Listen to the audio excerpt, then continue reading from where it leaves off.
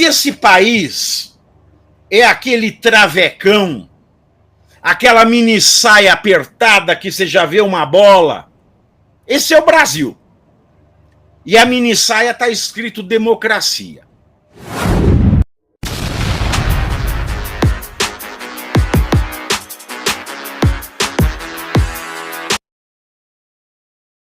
Porque o José Dirceu, ex-ministro da Casa Civil do primeiro governo de Luiz Inácio Lula da Silva, ex-deputado federal, esteve no Senado nesta terça-feira para participar de uma sessão especial em celebração à democracia brasileira. A data relembra o dia 2 de abril de 1964, quando o Congresso Nacional declarou vago o cargo de presidente do Brasil, até então ocupado por João Goulart, o Jango, deposto pela intervenção militar. O evento marcou o retorno de José Dirceu ao Congresso Nacional, depois de quase 19 anos da sua cassação do mandato do petista cassado pela Câmara dos Deputados durante o escândalo do Mensalão no ano de 2005. Ao abrir o discurso, José Dirceu relembrou o período de afastamento e disse que quase recusou o convite para a sessão. Maria Tereza Goulart, viúva de Jango, ocupou um lugar à mesa solene ao lado do filho João Vicente Fontela Goulart, que é ex-presidente executivo do Instituto João Goulart, e também ao lado da jornalista Mara Luque. A sessão foi idealizada, sabe por quem? Pelo senador Randolfo Rodrigues, que está sem partido e é do Amapá, líder do governo no Congresso. Pavi, só tem um detalhe.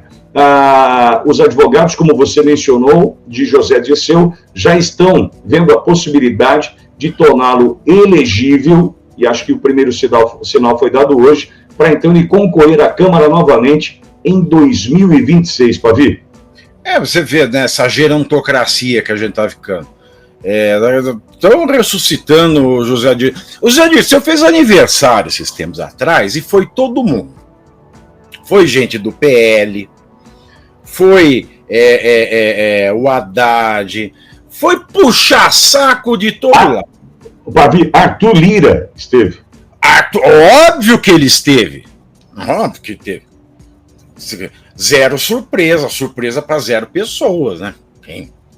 Alguém acha que o Arthur Lira é um político, um homem probo, é uma pessoa consciente do cargo que ocupa, é um democrata que deixa que os congressistas leiam um projeto de lei antes de ser votado? O que eu estou falando aqui não é surpresa para ninguém. O que eu estou falando aqui são coisas que nós, o povo, que tem o poder de contestar, já que o poder de decidir a gente delega para esse bando de vagabundo,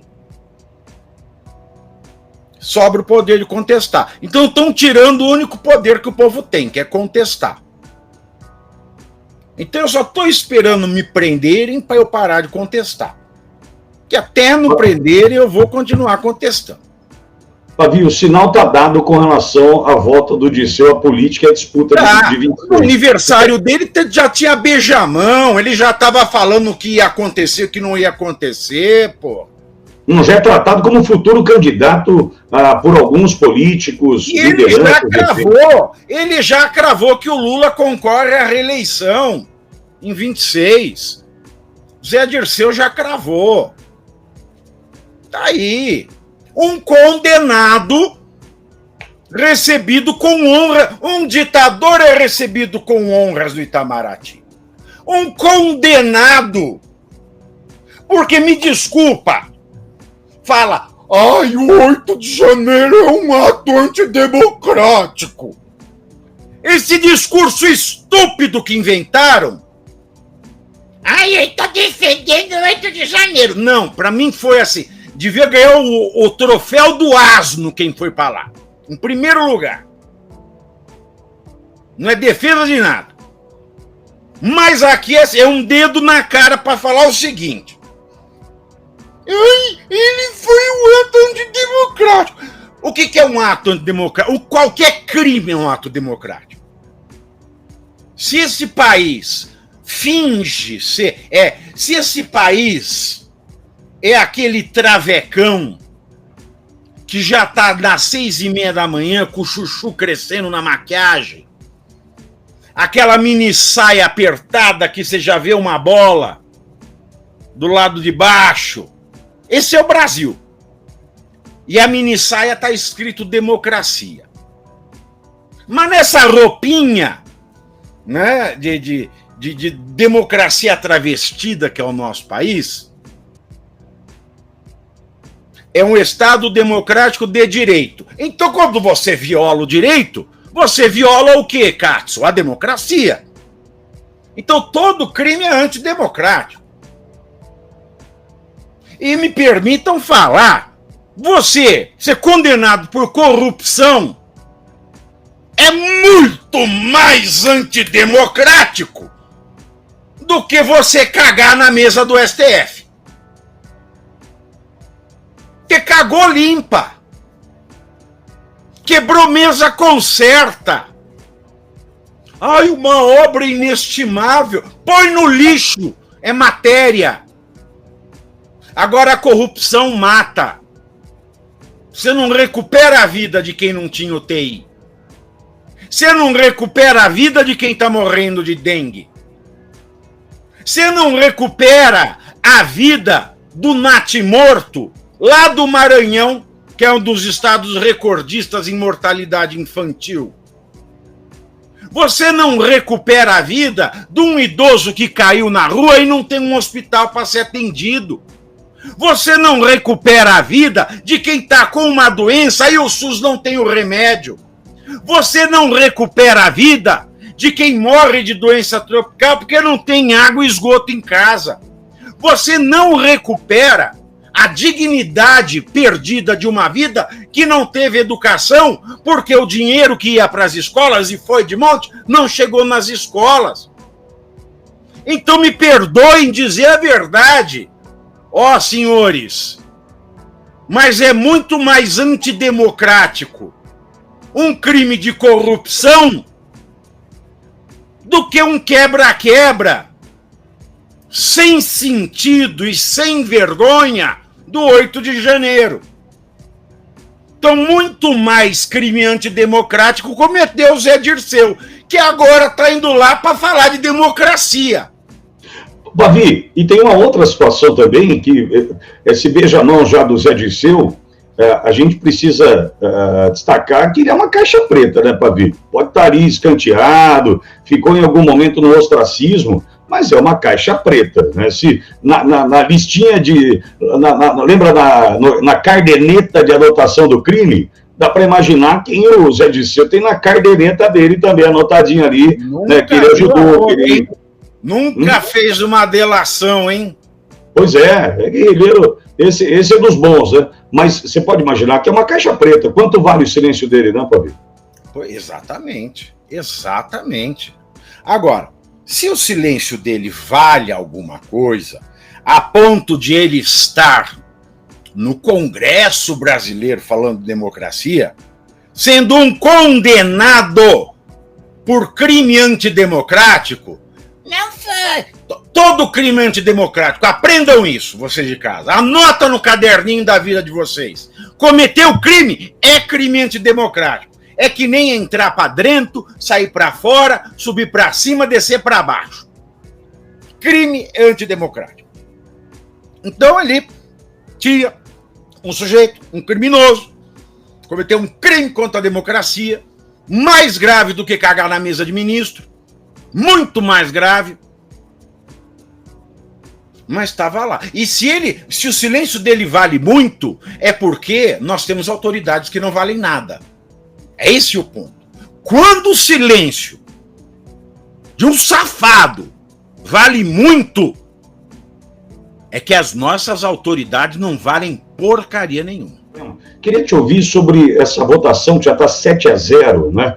E que questionava a questão do artigo 142, uma ação do PDT de 2020, que tira do Exército a possibilidade de ser o poder moderador, né?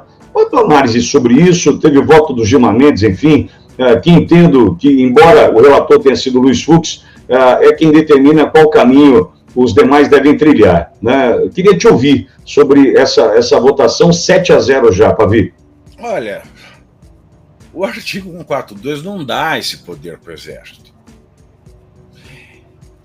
É mais uma daquelas ações que dão oportunidade para o STF legislar e alterar a Constituição. O que o artigo 142 fala? O artigo 142 ele fala que o Brasil tem as Forças Armadas, primeira parte é essa, que as Forças Armadas elas são tripartidas em Exército, Marinha e Aeronáutica. Essa é a segunda parte. A terceira parte diz que ela está... Essa é uma frase inútil, que é copiado dos Estados Unidos, mas não tem sentido nenhum no Brasil, que ela está sob comando do presidente da República. Certo? Certo. Então, artigo 142, primeira parte. O Brasil tem Forças Armadas, é dividido em Exército, Marinha e Aeronáutica, está sob o comando do presidente da República e é esse que é o problema. Elas podem ser acionadas para defesa interna do país, defesa externa do país e para a manutenção da tripartição de poderes. E que por essa razão ele pode ser, o Exército ou a Marinha ou a Aeronáutica podem ser acionados tanto pelo presidente do STF, quanto pelo presidente da República, quanto pelo presidente do Congresso. Agora, em nenhum momento o artigo 142 fala que o Exército ele pode agir espontaneamente. Ele só pode agir se ele é convocado pelo presidente do STF ou pelo presidente do Congresso. Se não for chamado por nenhum dos três, não pode. E como uma das funções precípuas dele é manter a coexistência dos três poderes, um poder não pode chamar a Força Armada para intervir em outro. É uma puta armadilha esse artigo 142, que ele foi feito justamente ao final do regime militar para evitar qualquer possibilidade ou brecha constitucional de que as Forças Armadas intervissem em qualquer dos poderes. Porque a obrigação dela é manter os três em funcionamento e pode ser chamada pelos três em funcionamento, sendo que, porque ela tem que manter os três, um poder não pode chamar contra o outro. Então essa ação do PDT é chover no molhado, porque não tem esse poder mesmo. Agora, o perigo é um projeto de emenda à Constituição que tem do PT lá no Congresso, que diz o seguinte, ele altera o 142 para dizer que só o presidente pode acionar as Forças Armadas. Aí você muda toda a história, porque aí você permite o golpe por parte do presidente da República, que é o que o PT está tentando fazer com o Lula na presidência. Esse é o perigo, essa ação não é nada. Agora, Pavi, PDT provocando o Supremo Tribunal Federal, tratando desse 142, ao longo de toda a gestão do presidente Bolsonaro, a gente teve Randolph, né, acabamos de falar dele aqui, quem arrumou esse evento para levar o Zé Dirceu de volta, né, para onde ele vai, deve estar se sentindo em casa, né, afinal de contas, tratando de Senado, que tem na presidência Rodrigo Pacheco, Zé Dirceu deve estar se sentindo em casa. Esse provocar... Ele vai no mesmo dermatologista da Glaze. Eles usam o mesmo produto que tiram todas as marcas de expressão de vergonha da cara. Pois é. E ao mesmo tempo, né, Pavi, esses que provocaram e continuam provocando o Supremo Tribunal Federal, deram a possibilidade desse ingleses lá fazer do jeito que está fazendo, né? Isso é, sim, como dizia aquela velha música do Rick Renner, sem vergonha e sem juízo. Cara de pau, eita amor, cara de pau, mas é gostoso, é bem o Brasil do amor venceu, né? Esse amor é bom demais.